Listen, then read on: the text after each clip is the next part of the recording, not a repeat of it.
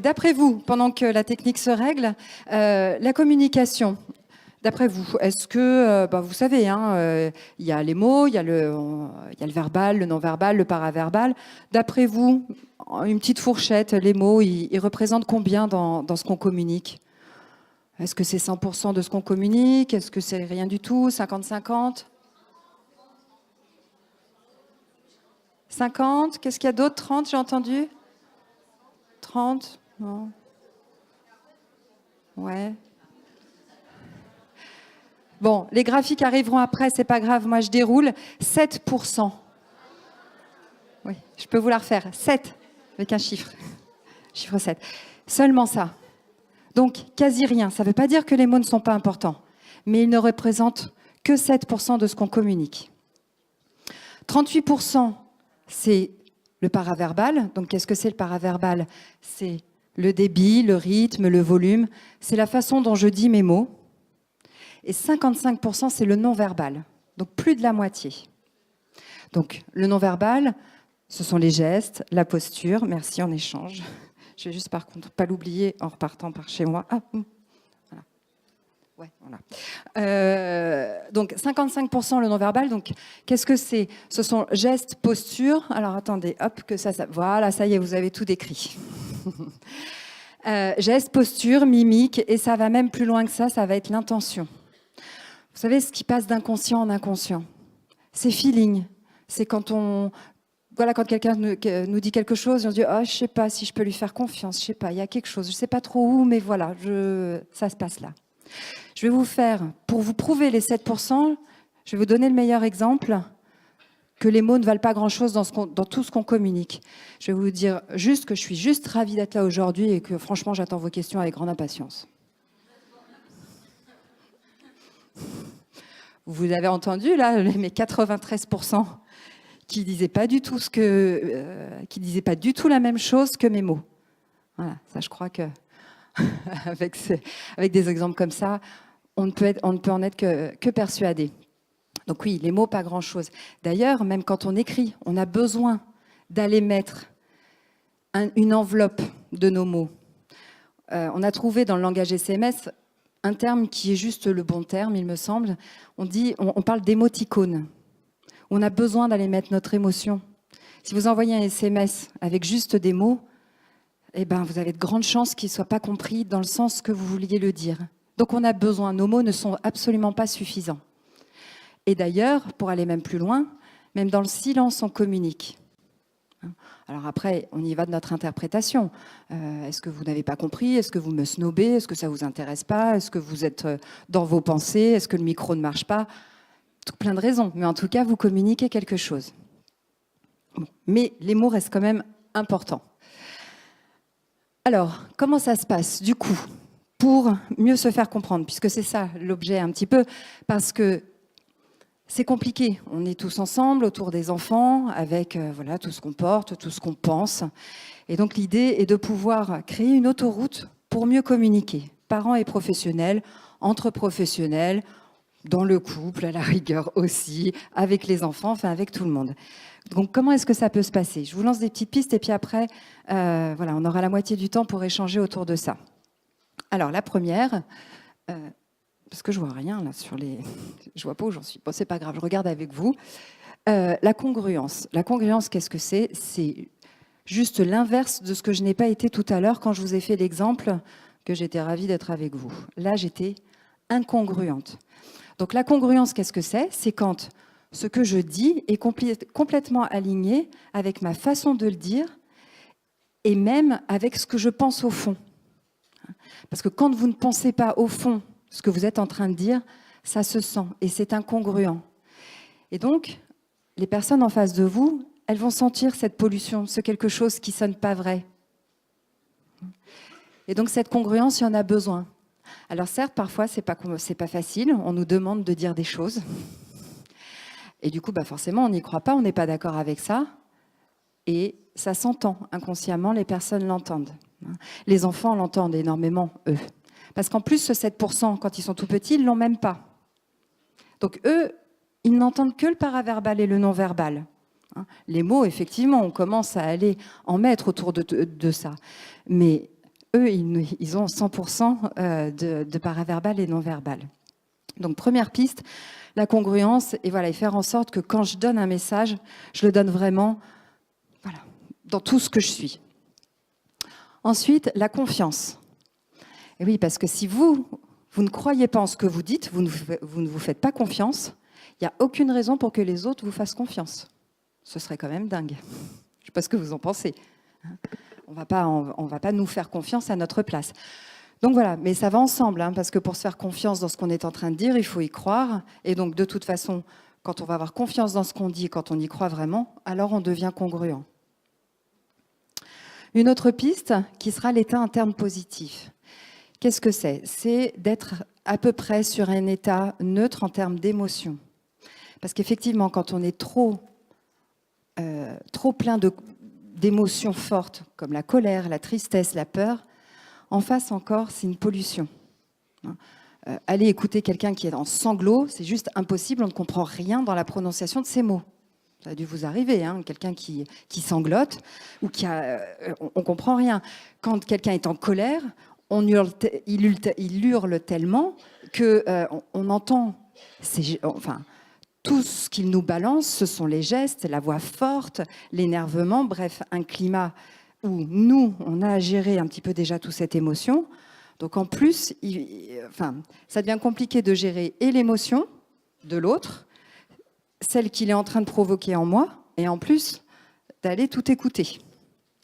Donc voilà, d'essayer d'être dans un état plutôt calme pour qu'il y ait le moins de pollution possible. Ça ne veut pas dire de ne pas exprimer ses émotions. Mais on peut exprimer son émotion en étant congruent, hein, parce que, oh là là, oui, je suis en colère avec ce qui s'est passé. Bon, ça n'est pas très vrai, mais on peut dire, ouais, là, ça m'a mis en colère.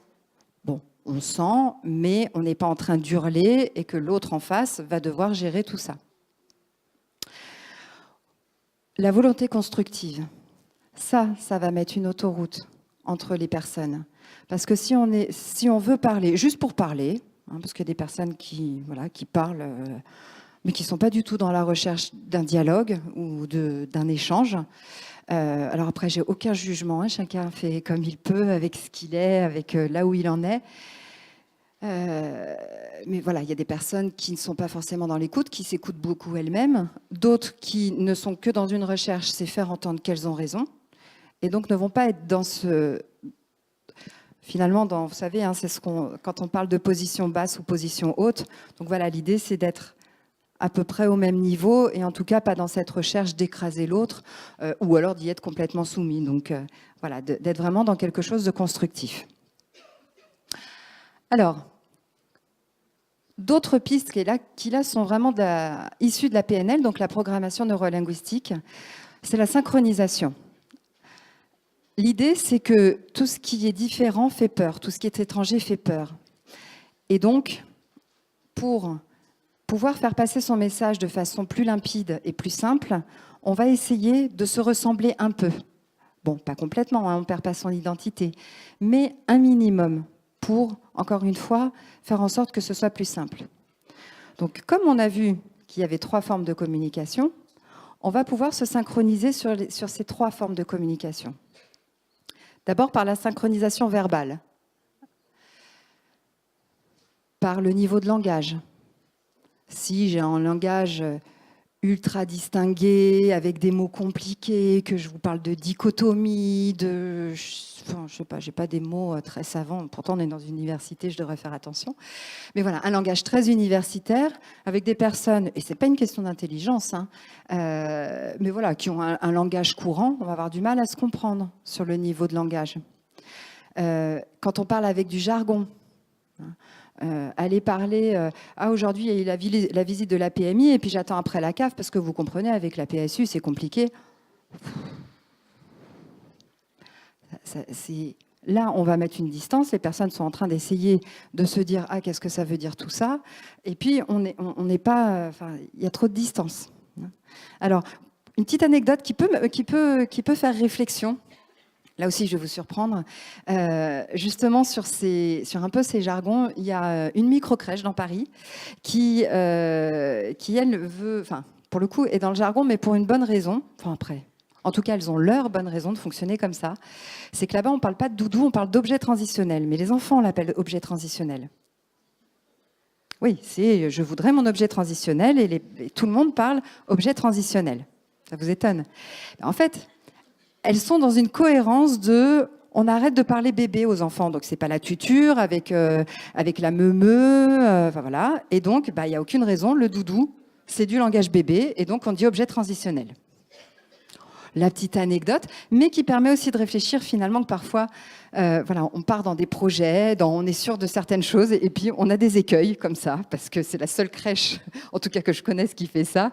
Et effectivement, le doudou, c'est quelque chose de... C'est doux aussi dans le nom. Et objet transitionnel, ça fait...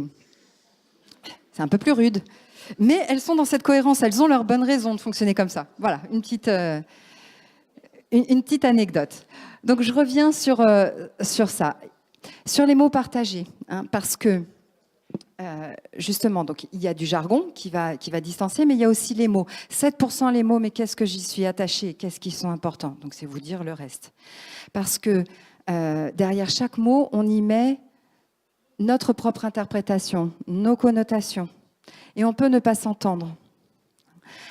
Souvent, je reprends l'exemple parce qu'il était juste flagrant et que j'aime le reprendre. J'accompagnais en formation des directrices de crèche et on parlait de leurs valeurs. Et il y en a une qui dit moi, c'est une vocation. Oh, l'autre à côté, les poils qui lui hérissent sur le bras, qui dit hop, on s'arrête. Alors moi, c'est ce que j'appelle ouvrir les dictionnaires personnels. J'ai demandé à celle qui n'avait pas supporté le mot vocation de me dire, voilà, pour elle, qu'est-ce que ça voulait dire? Et elle me dit, c'est quand les crèches, ça datait du temps des bonnes sœurs. C'est plus ça maintenant. OK. Et pour l'autre, je lui demande d'ouvrir son dictionnaire et qu'est-ce que ça voulait dire? Et elle dit, non, moi c'est tout simplement que j'ai toujours voulu faire ça depuis que je suis petite. Ah OK, d'accord, si tu veux, tu peux utiliser vocation comme ça. Mais en fait, vous voyez, derrière un mot, elles ont raison toutes les deux finalement. Les deux significations sont bonnes. Et il y a tout plein de mots, tout plein de verbes, tout plein d'embûches qu'on peut se prendre. Et dès qu'on sent qu'on commence à titiller sur un mot, je vous invite vraiment à ouvrir les dictionnaires personnels parce que derrière, on s'aperçoit qu'on n'y met pas la même chose. Et du coup, on ne peut pas s'entendre. Et en se disant ce que ça signifie pour chacun, là, on se dit, ah ok, dans ce sens, ça va, et on peut continuer. Après, autre piste sur le paraverbal. Hein, je recommence sur ma synchronisation. Encore une fois, pour que ce soit plus simple dans ce que j'ai à communiquer, on va faire en sorte d'être à peu près sur le même rythme, dans ma façon de parler, sur le volume. Est-ce que je parle fort? Est-ce que je parle doucement? Avec un petit volume. Est-ce que je parle vite? Est-ce que je parle lentement? Vous avez certainement dû faire l'expérience. Bon, moi, vous avez vu, je parle plutôt vite. Quand il y a quelqu'un qui parle très lentement, c'est plus compliqué pour moi. Et de la même façon que je dois l'agacer. Hein, parce qu'on n'est pas sur le même rythme. Donc c'est ça aussi. Alors, ça ne veut pas dire de faire complètement pareil, mais de se rapprocher un petit peu, de baisser le son, de baisser le rythme, histoire de devenir confortable dans la relation et dans ce qui est en train de se passer, plutôt que de rester campé sur notre propre fonctionnement. D'ailleurs, et surtout en crèche, on le voit bien, hein, vous le faites tout naturellement. Quand il y en a une qui est en extinction de voix, tout le monde chuchote dans la crèche. Les autres, elles n'ont rien. Ça vous est déjà arrivé? C'est de la synchronisation, tout simplement. Donc vous le faites déjà. Oui, parce que ce qui est génial, et ça c'est ce que j'ai oublié de vous dire en introduction, c'est que la PNL, elle vous apprend rien. Hein. On va encore voir. Ça ne fait que décrire ce qu'on est. Et donc l'idée, c'est juste de mettre en conscience ce qu'on est tout naturellement. Un peu comme le livre, il y a une pièce de théâtre, Les hommes viennent de Mars, les femmes de Vénus. C'est pareil, il n'a rien inventé. Il a juste dit comment on fonctionne. Et après, on le comprend mieux. Et après, sur la plus grosse partie de la communication, la non-verbale, c'est comment est-ce que là encore, je me synchronise, c'est-à-dire que voilà, se ressembler un petit peu dans ma façon d'être, dans ma façon de me mouvoir et dans mon état interne. Parce que pour pouvoir se comprendre, il faut qu'on soit là aussi un peu raccord. Quelqu'un qui est très énervé, encore une fois, si je lui dis « Ah oui, oh, moi aussi je suis en colère là par rapport à ce que tu es en train de dire, oui. » Enfin, non quoi. À la rigueur, voyez par exemple, un parent qui arrive en colère ou une professionnelle qui est un peu en colère parce que vous arrivez en retard dans une structure par exemple. La personne est en colère. Alors souvent, parce que c'est ce que j'entends, on me dit, bah non, si on se met sur le même état émotionnel, on va pas s'en sortir. Il faut justement ramener les personnes dans le calme. Oui, mais sauf que si la personne, elle est en colère et que vous êtes trop en bas, hein, du style, oui, je vois que vous êtes en colère, effectivement. Oh, enfin, moi, personnellement, vous me la montez, ma colère. Hein. Ça m'énerve encore plus. Donc l'idée, c'est de se rapprocher un petit peu. Pas au même niveau, on va pas casser tout, on va pas tout casser, hein. Mais on se rapproche un peu, on montre qu'effectivement, parce que si j'ai compris qu'il était en colère, alors je vais la ressentir vraiment. Je vais dire ah oui, effectivement, à votre place, je serai en colère. Je la montre un peu, et la personne va se sentir comprise. Parce que dans l'autre exemple, franchement, ça ou rien, enfin, à la rigueur, valait mieux rien. Après, qu'est-ce que j'avais qu'est-ce que j'avais à vous proposer? L'essentiel, finalement. Est-ce que c'est là? Non, c'est après, mais quand même. Pour mieux comprendre, comment est-ce qu'on fait au niveau de l'écoute? J'ai repris Confucius qui dit, si on a 2 oreilles et une bouche, c'est pour écouter 2 fois plus qu'on ne parle. Je vous laisse monter. Pourquoi? Parce que le plus gros problème quand on communique, c'est que oui, on écoute les autres, mais souvent, on réfléchit à ce qu'on va lui répondre, à d'autres choses, parce que ça nous fait penser. Enfin, on se retrouve ce qu'on appelle en dialogue interne. Et on n'est pas vraiment avec la personne, parce qu'on est en train de réfléchir à ce qu'il dit. Au lieu d'avoir coupé un petit peu notre cerveau, c'est compliqué, on est tous passés par les bancs de l'école qui nous ont surentraîné notre cerveau. Et du coup, il faut s'habituer à répondre vite, à réfléchir vite. Et voilà, il faut être dans cette action qui fait que c'est compliqué. Il faut se désentraîner le cerveau pour être vraiment avec l'autre. Parce que si je suis en train de réfléchir à ma réponse ou à ma problématique, il y a des personnes, vous avez peut-être dû en rencontrer aussi, vous leur parlez, elles rebondissent sur leur histoire à elles, sur leur vie. Vous n'êtes qu'un support à parler d'elles. Là encore, pas de jugement. Chacun en est là où il en est. Mais à un moment donné, quand c'est trop, vous sentez bien que vous n'êtes pas écouté, parce qu'effectivement, elle ne vous écoute pas complètement. Donc, c'est écouter. Ah oui, j'avais mis mon chrono, donc je vais accélérer. C'est écouter. Ça va? Ah, merci. C'est écouter ce que la personne dit vraiment, mais aussi tout ce qu'elle ne dit pas et comment elle le dit. Parce que là, vous allez avoir beaucoup de renseignements sur ce qui se passe pour elle. Et alors voilà, ça c'est une fois que vous avez ça en main, vous avez tout, il me semble. Parce que ça a tout révolutionné chez moi. Ça s'appelle les cartes du monde. Qu'est-ce que c'est? C'est simplement, je voudrais savoir qui a tort, qui a raison.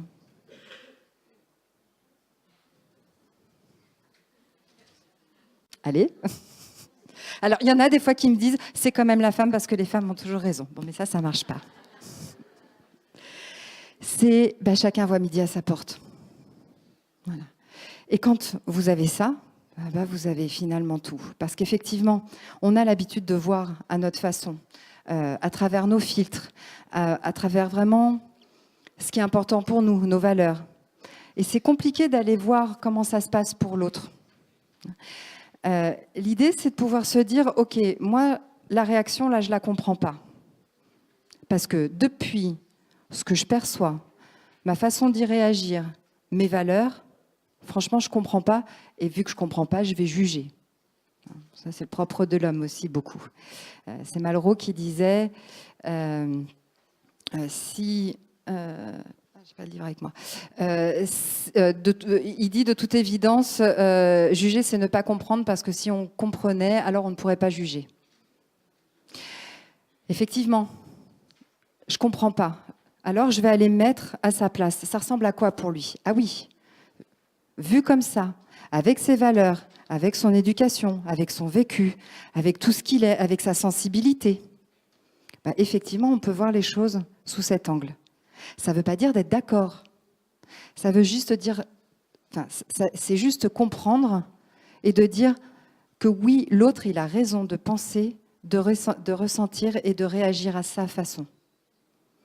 C'est vraiment du pur respect de l'autre, de la tolérance, de l'ouverture, enfin avec les adultes, avec les enfants aussi. Hein. Mais quand ça ne correspond pas à notre schéma principal, à notre façon d'être, ben on ne comprend pas. On dit, mais arrête, ne te mets pas dans ces états pareils. Ah oui, ça, une phrase merveilleuse. Mais allez, c'est pas grave. Mais c'est grave pour elle. Et on balaye tellement de choses avec un c'est pas grave. Oui, pour nous, c'est pas grave, effectivement. Que mon stylo il soit comme ça ou comme ça, pour moi, c'est pas grave. Sauf que pour cette personne, eh ben, elle a le droit que ce soit grave. Voyez ? Donc c'est vraiment ça, d'aller dans les cartes du monde de l'autre. Ça vous ouvre, et puis ça vous ouvre plein d'options de compréhension. Alors comment ça se passe ?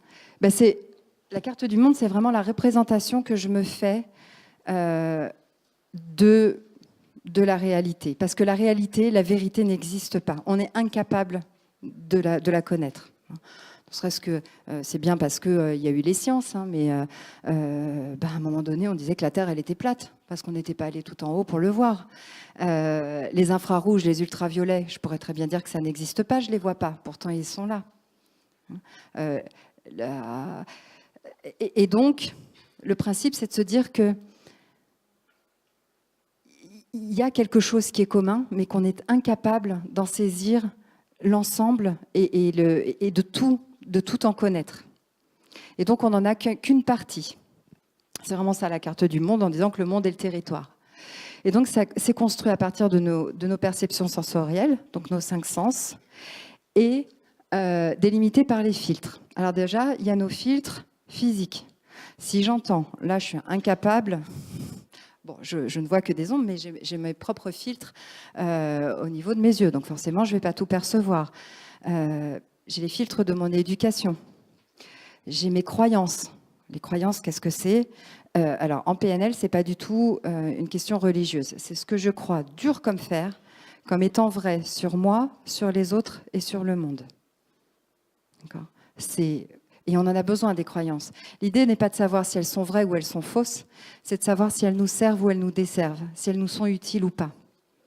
Parce que les croyances, encore une fois, c'est ce qui fonde notre carte du monde.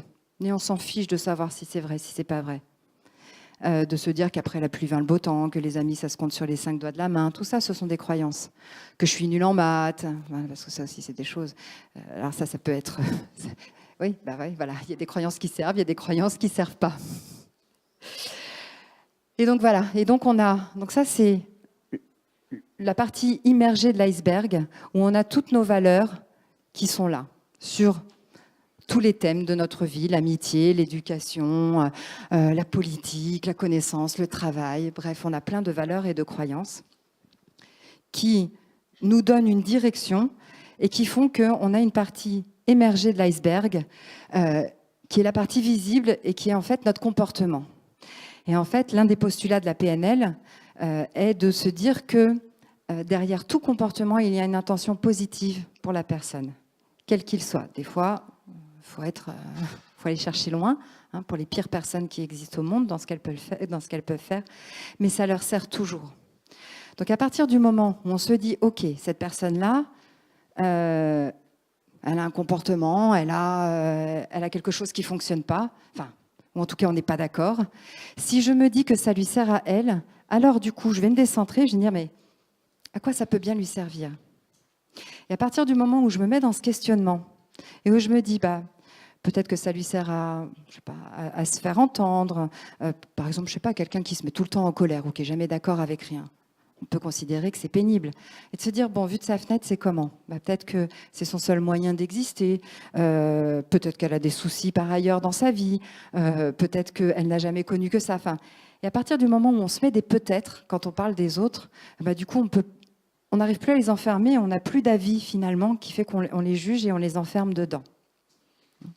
Et notamment par rapport aux valeurs. Parce que ça c'est le sujet de conflit, les valeurs. Les valeurs, c'est ce qu'on a au plus profond de nos tripes, surtout quand on a une échelle de valeurs à l'intérieur. Et celles qui sont tout en haut, voilà, on défendrait bec et ongles. On les défendrait bec et ongles. Et je reprends souvent la pub des rillettes Bordeaux Chanel qui dit « Nous n'avons pas les mêmes valeurs ». Sous-entendu que les miennes, elles sont vachement mieux que les vôtres. Je ne sais pas où vous avez choisi les vôtres, mais non, on n'a juste pas les mêmes valeurs. Point. Pourquoi, moi, j'aurais choisi les meilleurs? Est-ce qu'il y a certains qui n'ont pas de chance ou n'ont pas réfléchi, elles ont pris les mauvaises valeurs? Il n'y a pas de bonne ou de mauvaise valeur. Et d'ailleurs, quand on vieillit, nos valeurs, elles en prennent aussi un coup. On les revoit, on les réajuste, on peut les faire un peu descendre, en faire monter une sur l'échelle, en faire descendre une autre. C'est la carte du monde. Oui, on a tous le droit d'avoir des valeurs différentes, qui fait que du coup, on va se comporter différemment, réagir différemment, et en acceptant ça, alors on va pouvoir communiquer de façon ouverte et avec du respect, de la bienveillance et avec énormément moins de conflits, ce qui fait du bien, surtout dans les lieux d'accueil petite enfance, où une équipe qui s'entend bien et qui va bien, ce sont des enfants qui vont bien. Et c'est bien pour ça que je vous ai présenté ceci et que maintenant il me tarde de partager avec vous en interactivité. Et si vous voulez aller plus loin, il y a mon livre qui est en bas et où je suis en dédicace à 16h15. Et voilà, et là, on a un petit peu de temps pour échanger. Et à vous la parole. Merci.